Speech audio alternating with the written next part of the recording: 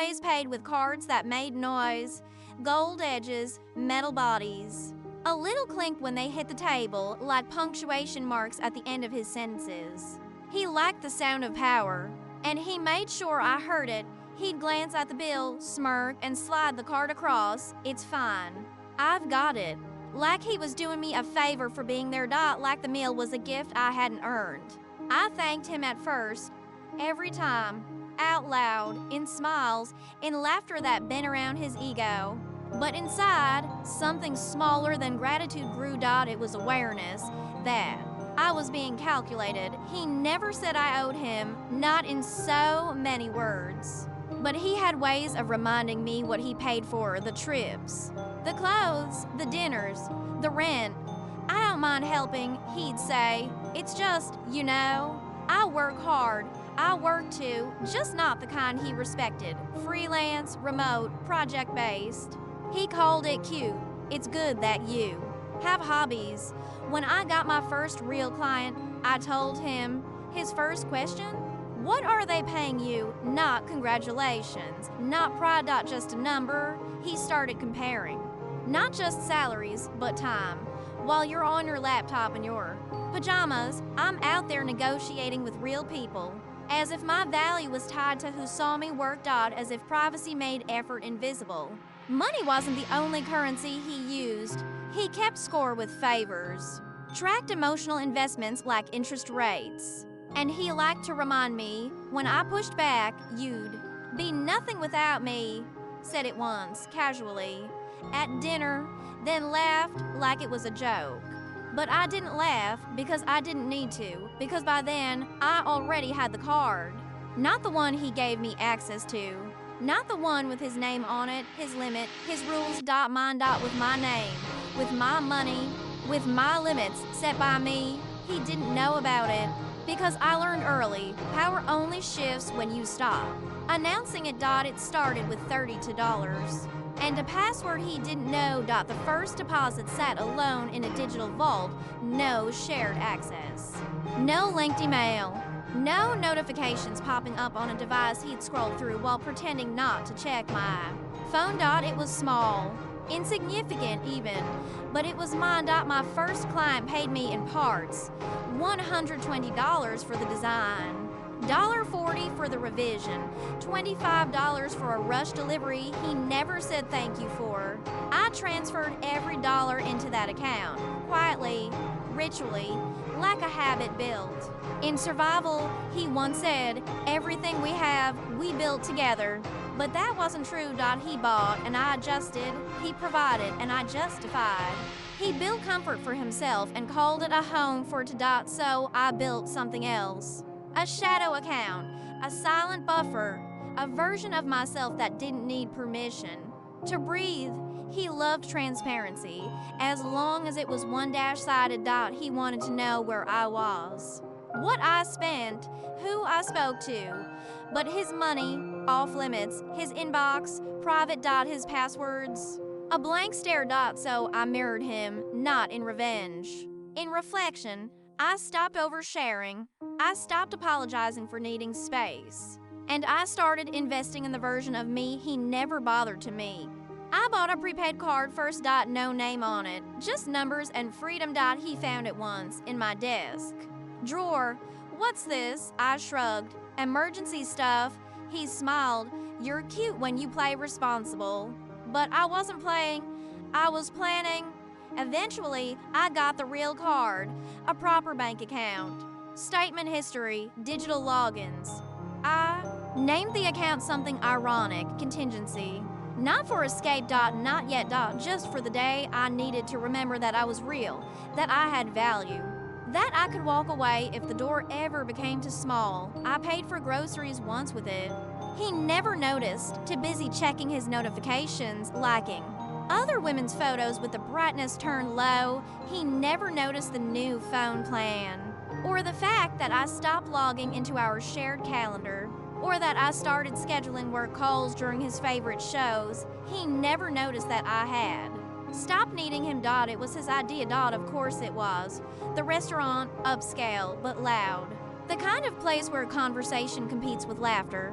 and presentation is more important than taste, he said we needed to reset.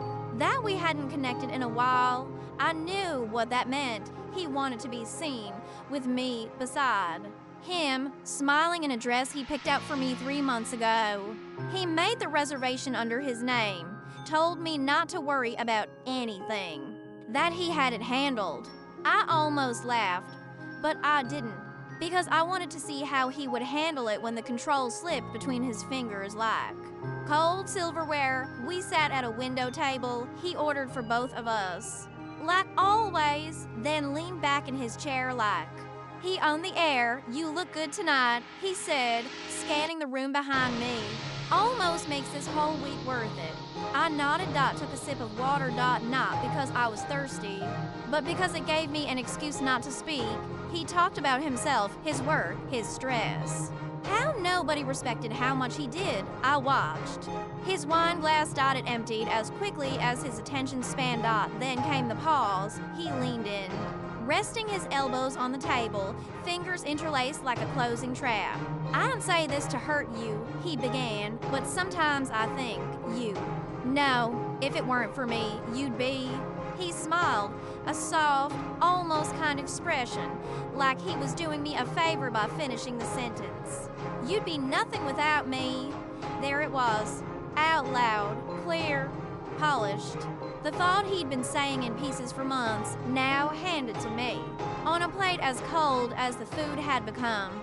I didn't flinch, didn't react. Just folded my napkin slowly, set it on the table, and waited for the bill. He didn't notice. Too busy checking his reflection in the window. When the waiter came, he gestured. Leslie, yeah, we'll take the check. I'll get it. But the check didn't go to him. It went to the middle. The waiter smiled at both of us, neutral and fast, like someone trained to avoid reading the room too deeply. He reached for his pocket, but I was already there. Calm, smooth, no tension in the wrist. I pulled out the card, the one he didn't know existed. Matte black, sleek, mine. The waiter took it without a glance. He looked up. Confused. Double quotes. What are you doing? I met his eyes. Paying. With what? My card. He blinked. Then laughed, sharp and shallow. That's cute. Let me handle it. It's handled, I said. I signed the receipt. The ink barely dry before the paper was folded and gone. He leaned back, arms crossed. So this is a thing now. What is you? Money, independence. That attitude. I stood up. Smoothed my dress, grabbed my bag. No, I said, this isn't a thing now. This has been a thing. You just never noticed. I didn't go home that night. Not to the apartment we shared. Not to the space he decorated with pieces he picked for us, but always placed where only he sat. I went to the hotel I booked days before, paid in advance. No notification, no trail. The room was quiet. Neutral walls, white sheets. A window that overlooked nothing. Perfect. Because for the first time, I didn't need proof of freedom. I just needed space. I sat on the bed, still dressed, still calm. My phone buzzed once, then again, then 5 times in a row. I didn't check it, not because I was trying to punish him, but because I no longer needed to answer questions from someone who never asked the right ones. I thought about the things I had bought, not shoes, not jewelry, but time, certainty, and exit. I bought a savings cushion with invoices he never saw. I bought therapy with side project money he assumed I'd spent on self-care junk. I bought a consultation with a financial advisor on a day. He thought I was at a yoga class. I bought my own laptop when he told me his would do for now. I bought a 1-year P.O. box address so I could receive things in private. I bought a second phone line, a work number, a contact the bank could reach without alerting him that I had separate investments, and I bought. Quiet. I bought it every time. I bit my tongue when he told a half-truth at dinner. Every time I let him say we've built this life together, while I paid for groceries he never reimbursed. Every time I listened to him explain finance like I hadn't been handling spreadsheets. Since college, I bought quiet until I could afford not to need it anymore, and then I bought the real thing, a lease. A space, a place with my name on the door, a studio apartment across town, minimalist, newly painted. Empty dot waiting dot, he didn't know I'd signed it.